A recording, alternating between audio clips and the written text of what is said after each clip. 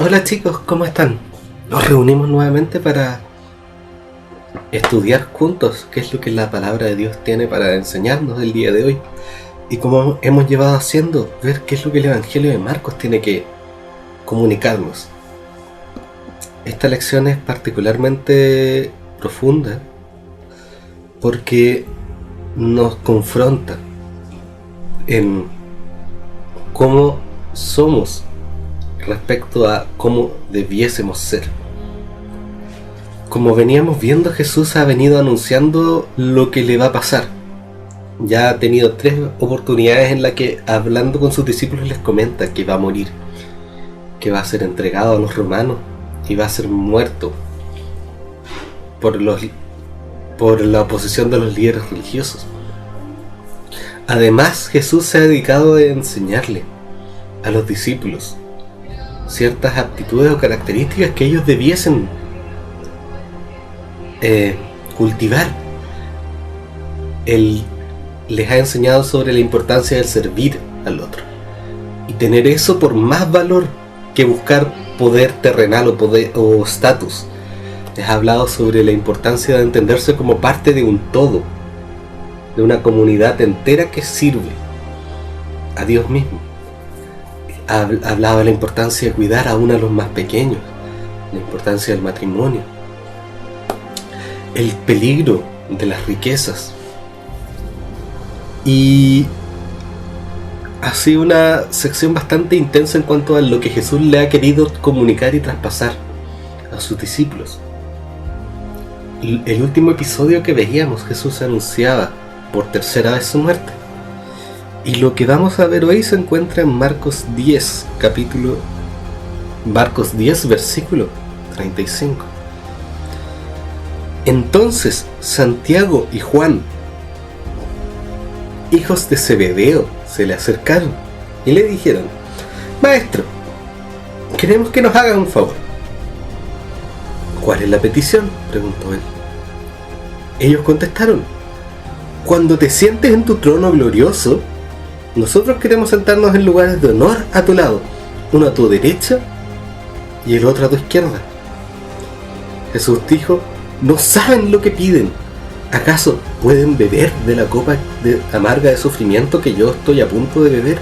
¿Acaso pueden ser bautizados con el bautismo de sufrimiento con el cual yo tengo que ser bautizado? Claro que sí, contestaron ellos, podemos. Entonces Jesús les dijo: es cierto, beberán de mi copa amarga y serán bautizados con mi bautismo de sufrimiento, pero no me corresponde a mí decir quién se sentará a mi derecha o a mi izquierda. Dios preparó esos lugares para quienes Él ha escogido. Cuando los otros 10 discípulos oyeron lo que Santiago y Juan habían pedido, se indignaron. Así que Jesús los reunió a todos y les dijo: ustedes saben que los gobernantes de este mundo tratan a su pueblo con prepotencia y los funcionarios hacen alarde de su autoridad frente a sus súbditos. Pero entre ustedes será diferente. El que quiera ser líder entre ustedes deberá ser el sirviente.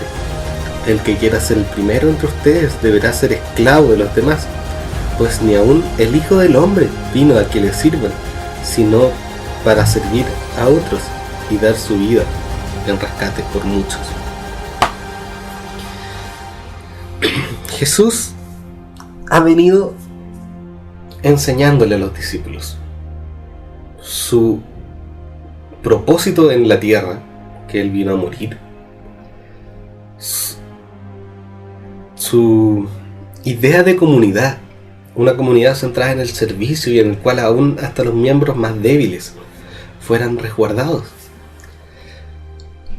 Y Marcos, el evangelista, nos presenta primero a Pedro oponiéndose al anuncio de la muerte de Jesús,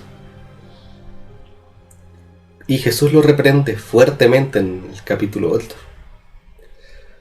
Luego nos muestra a Juan reprendiendo a alguien que expulsaba demonios en nombre de Jesús, pero Jesús lo reprende también y le dice que cualquiera que haga señales en mi nombre no puede hablar mal de mí.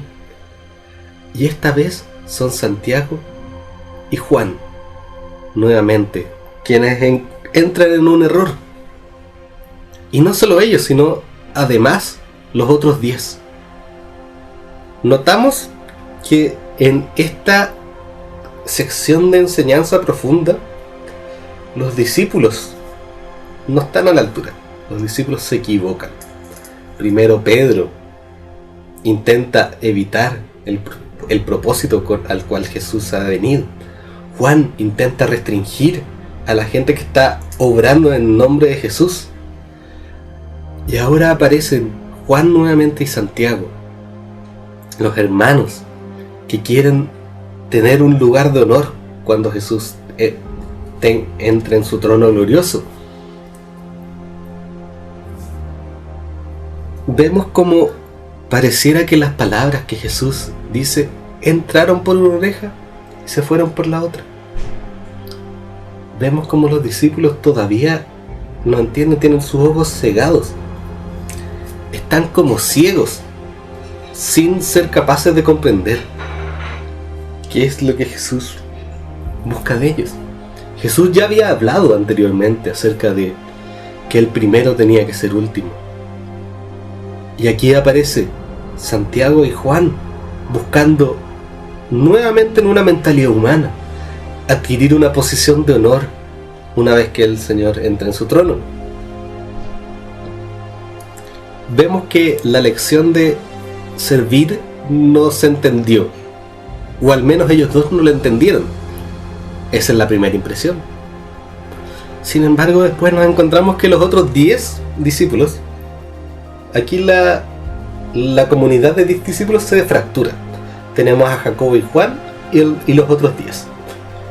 Los otros 10, al enterarse de lo que Jacobo y Juan estaban pidiendo, en lugar de reflexionar en cuanto a lo que Jesús ha enseñado y decirle a Jacobo y Juan: ustedes están equivocados porque no deberían buscar poder, sino más bien deberían buscar servir, se indignan con ellos. Ellos también caen en este juego de querer más poder. Sin embargo, Jesús enseña que Él no ha venido para tomar el poder por la fuerza, sino que ha venido a dar la vida y a servir. Y darla. En el versículo 45 dice que el Hijo del Hombre, Jesús, no vino para que lo sirvan, sino para servir a otros y dar su vida en rescate por muchos. Eso es el tema central de la venida de Jesús. Él vino a entregarse en rescate por muchos. No vino a derrocar a los romanos como más de algún judío creía en ese momento.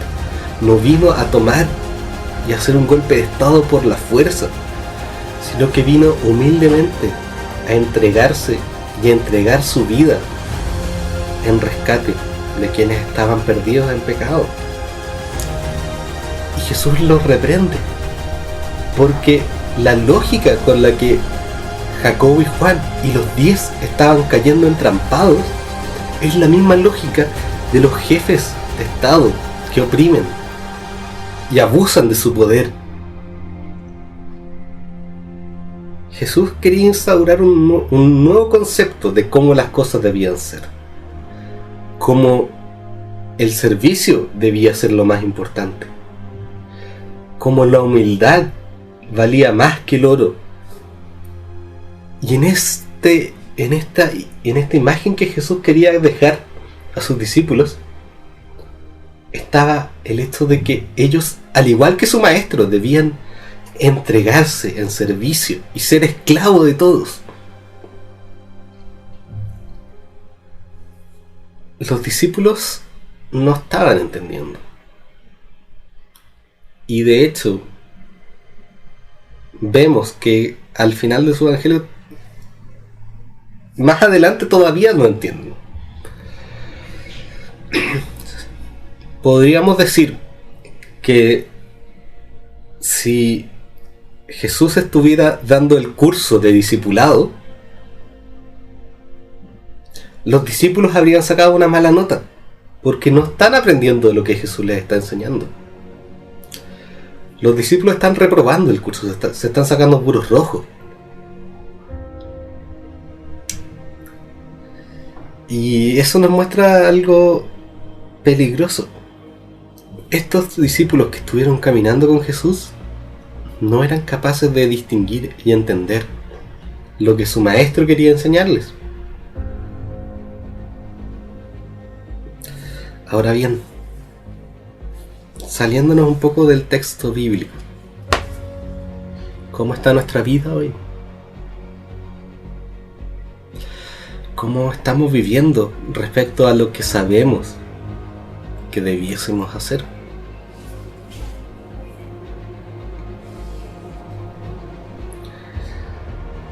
Aquí vemos cómo los discípulos no son capaces de comprender lo que Dios estaba haciendo por medio de Jesús. Nosotros estamos comprendiendo lo que Dios quiere hacer hoy en el mundo. Estamos viviendo de acuerdo a lo que Dios quiere, o estamos, al igual que Jacobo y Juan y los otros 10, con nuestros ojos vendados, como ciegos, actuando en función de lo que a nosotros nos parece correcto.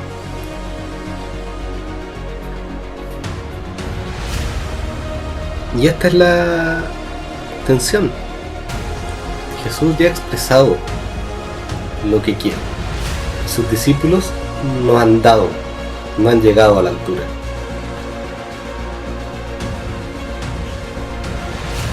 ¿Conocemos nosotros lo que el Señor quiere? ¿Conocemos nosotros lo que Dios quiere? Y segundo, ¿estamos viviendo realmente de acuerdo a eso que Dios quiere? Esas son preguntas bastante intensas que deberíamos hacernos.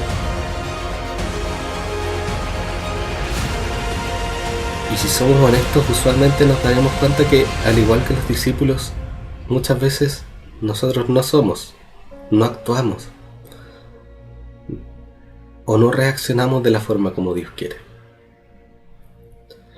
Nosotros, al igual que los discípulos, fallamos en la tarea. Yo personalmente fallo, y les invito a que ustedes también puedan reflexionar si están a la altura o no de actuar como Dios quiere.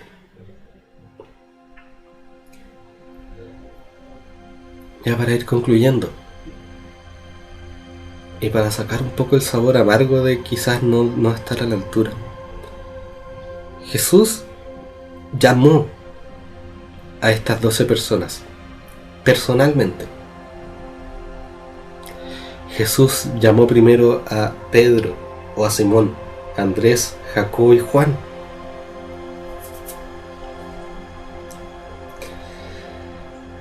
Y Jesús ha tenido un trato personal con cada uno de sus discípulos. Quizás no todos aparecen nombrados en el Evangelio. Sin embargo, Jesús estaba con ellos. Jesús les enseñaba a ellos. Ellos tenían una relación cercana con su maestro. Y en repetidas oportunidades nos encontramos con que los discípulos no entienden. Nos encontramos con que los discípulos no cumplen con lo que se espera de ellos.